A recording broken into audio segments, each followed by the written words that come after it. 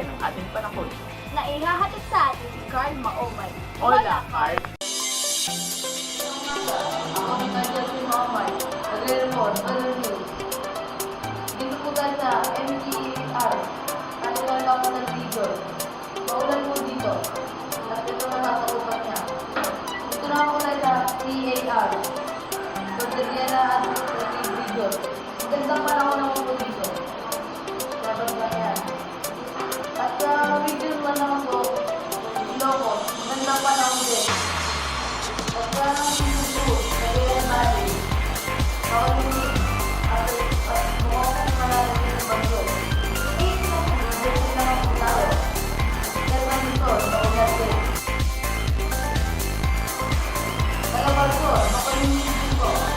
Region 4, Umaropa, makulimig din. At ito magkakaroon ng bagyo. Region 6, Eastern Visayas, makulimig na araw. Po. Region 7, Central Visayas, magandang panahon. Ito lang po. Ito pwede po tayo magtalim ng magandang panahon. Region 8, Eastern Visayas, makulimig.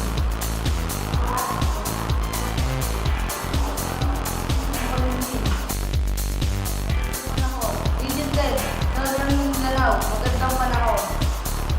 Region 11, Southern Mindanao, maulan at makulimig. Region 12, Central Mindanao, makulimig.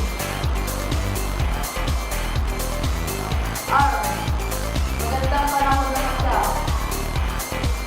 At sa ngayon, pwede tayo magkaroon ng wet summer at yan ang malitang panahon na inahanap ko sa inyo. Handa, oras-oras, lagi alerto.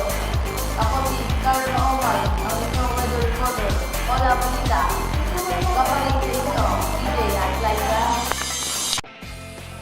Ito na ang balitang espesyal Kamustahin natin ang mga estudyante at ang wikang Ingles. dito sa Pilipinas. Balitang espesyal ngayong araw, Ihahatid ni Jobel Manana. Hola! Balitang espesyal naman ang hatid ko para sa inyo. Gaano kaya kagaling sa salitang Ingles ang mga estudyante ngayon? Ako si Jubel Manalo, hatid sa inyo ang balitang espesyal.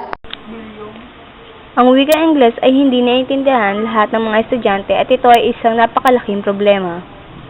Okay, so in my opinion, all students, especially on my Einstein and Newton students, they're not speaking fluently in English. 20% of them speak English fluently. That's all. Thank you. Pilosopo naman ang nakakarami na sa Pilipinas naman daw sila at bakit paraw nila kailangan magsalita ng Ingles? Sa Pilipinas, sinasabing 53% lamang ng mga kabataan ang buong husay na nakapagsalita nito. Natural lamang ito dahil nakasanayan ng Tagalog ang sinasalita nila. Ngunit kailangan pa rin natin sanayan ang ating mga sarili sa pagsasalita nito. Kasi syempre marami ring mga kabataan na hindi nakakapag-focus sa pag-aaral nila. Syempre marami ring mga kabataan na hindi masyado nila naiintindihan yung mga lessons, kung ano ba yung ibig sabihin ng English na yun. So kaya hindi na masyado na-determine yung mga English na kailangan nilang gawin. So kailangan din nila ng more focus tsaka more lessons sa mga pag-aaral nila. Tsaka kung mag-i-English man sila, syempre kailangan din nila ng kakayahan or ng effort, syempre sa more lessons and more grammar, syempre kailangan din nila pag-aralan kung ano yung mga kulang nila or yung mga hindi pa nila nalalaman kasi yun ang importante sa atin, yung English grammar, yun yung, kumbaga, kahit Pilipino tayo, kahit mga Pilipino na kabataan, kailangan pa rin natin matutunan ang English grammar at ang English lesson kasi dito tayo nagsisimula sa pagtatrabaho at dito tayo makakatulong at saka ito yung ang English grammar dito natin matututunan ang mga bagay na hindi pa natin nalalaman. Yun lang. Dapat ibigay sa mga estudyante at dapat nilang sanayin ang kanilang mga sarili sa pagsalita ng English upang hindi sila mahirapan sa pagsalita nito. At yan ang balitang espesyal para sa araw nito. Muli, ako si Jubel Manalo, handa oras-oras, laging alerto. Oras, balita. Balik sa inyo, DJ at Glyza. Balitang Sports. mas maaksyon. Pagbabalik ng PBA Dino. Narito na ang ating sportsman. Hola, Philip Suringa.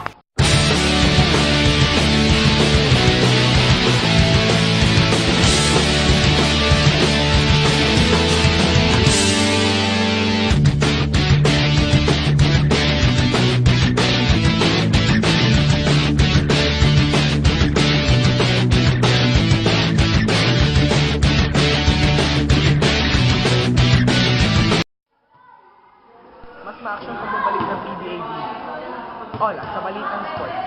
Sa Basketball, Philippine Basketball Association o PBA at ang inaabangang PBA League. Marami ang mga nananabik sa muling pagbabalik nito. Magiging mas ma-action at kapanapanabik ang hindi 6 na series sa PBA League aspiring sa cup elimination na magbabalik action. Ang DOB Unlimited at Cobra Energy Drink ang koponang tiyak ng tatanggap ng maagang bakasyon, pero makakatiyak pa ring pupukpok upang makasilat ng ibang teams na naghahabol ng pwesto sa playoffs. Sa nangungunang 8-1 karta, ang Cebuana Luwelier ang nakatiyak ng pwesto habang itapak ng Prigo Jeans at Big Gills ang isang paas sa susunod na yugto sa bakbakan. Ang nagdedepensang NLEX na may 5-1 karta ay halos tiyak na rin ang pagpasok at palaban pa ito sa dalawang otomatikong pwesto sa semifinals. Sa format ng kompetisyon, ang 11 koponan ay magtatagisan sa single round robin elimination at ang mangungunang dalawang team ay aabante na semifinal at ang 4 na magkasunod na koponan ang maglalaro sa quarterfinal. Ang pangatlo at pang-apat ay magtataglay ng twice to beat advantage na magkatapat sa quarterfinals. Philip Suringa, handa oras-oras, laging alerto, Ola Balita. Ito na ang showbiz news at ihahayag ni Miss V.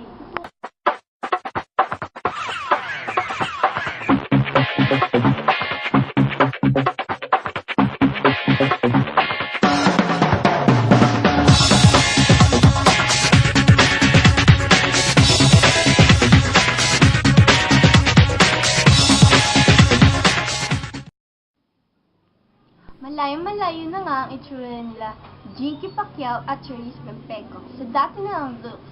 Pero wala naman dapat sila ipag-alala. It's good for the better. Nag-improve sila, mas gumanda sila, kaysa sa tulong man ito ng makabagong siyensya o sa natural na pangyayari lang. Dapat silang hangaan dahil nag-improve nila ang kanilang sarili. Bakit hindi ka gaganda kung meron namang paraan na gumanda?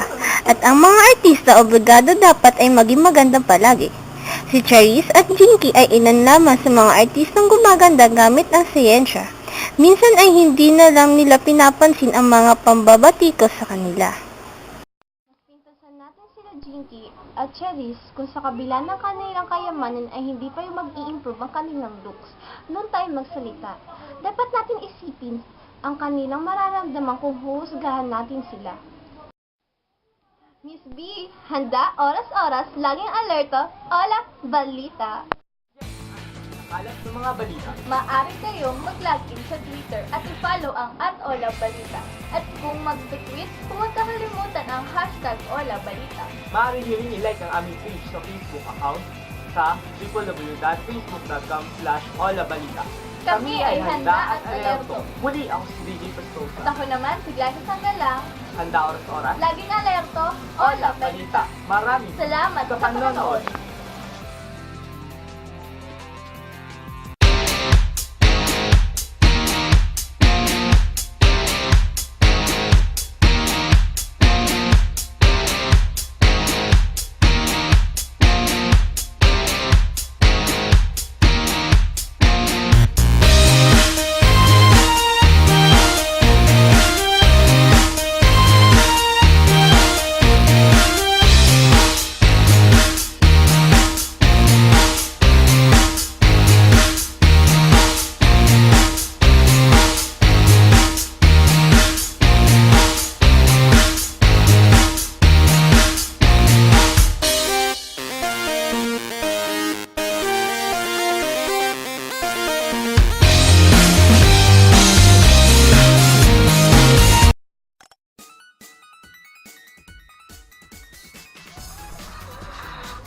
Hola, Pilipinas. Nakapit ba? ka na ba? Hola, Hola, Pilipinas. Palabas. Masiling manood sa Hola Balita. Hola. Palabas. Mali naman sa show. Balitang Sport. Max, ma-action ulit.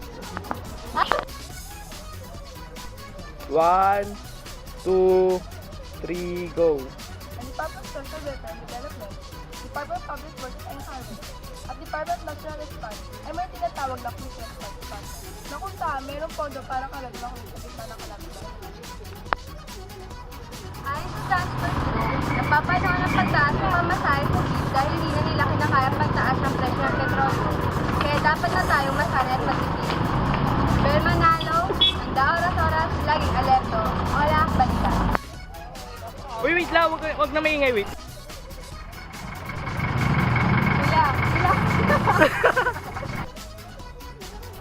Mas ma-action pa bumalik ng PBA. Hola, sa Balitang Sport. Sa Balitang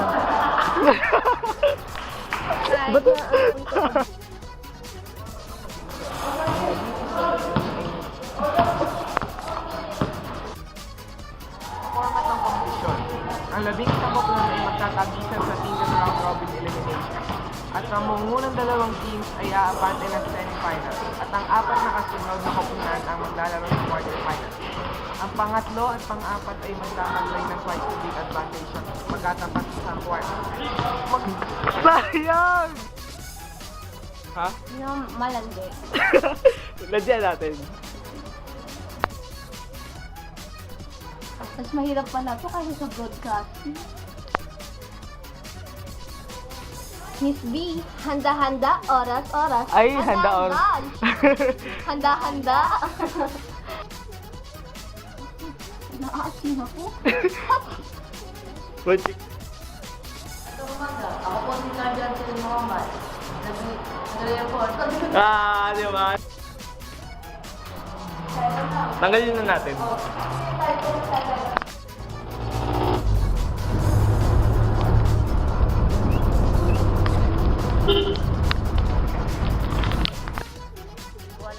Bilis na kulagot nilang pandikit mo dyan. Kulagot. Yeah! Kadiri! Hindi madikit. Mali naman sa show. Mali naman sa show. Mali naman sa show.